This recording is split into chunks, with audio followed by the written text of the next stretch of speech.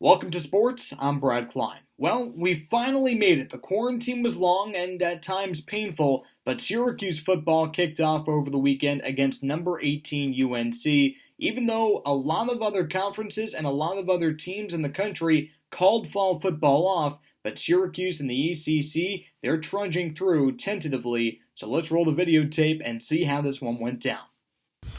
Syracuse and NC State, season opener for both teams in an empty Kenan Memorial Stadium, and Tim Leonard tweets, "Hey, look at all this legroom." Sam Howell focused on the game, a strike to Garrett Walston on the opening drive, 7-0 Tar Heels for the 11-yard score. Andre Schmidt responded for Syracuse, won the Lou Grosso Award 2 years ago for Kicker of the Year, had the nice 30-plus yard chip shot there, but then the 29-yard attempt from the right hash was wide. Syracuse, though, was surprised to be within 4. They were 22-point dogs coming into this game. Andre Cisco was not surprised. His 13th career interception early in the third, active FBS leader, but UNC woke up from there. Javonte Williams, the bear on the goal line, trudges through the defense, and then from 6 yards out says, "Get me off those defenders," shakes the defense off like a rag doll, and he went for 3 touchdowns in the game. UNC had 3 in the quarter. 31-6 UNC wins. And after the starting running back Abdul Adams and his backup Jarvion Howard both opted out for the NFL draft, it's no surprise that SU really struggled on the ground.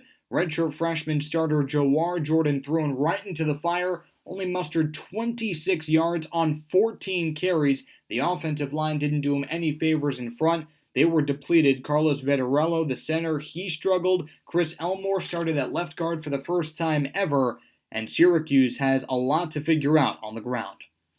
And enjoy football while it lasts, because let me tell you, sports go by like that. The Yankees only have 13 games left on their regular season slate as they try to inch their way to the playoffs. Let's take a look at their matchup tonight.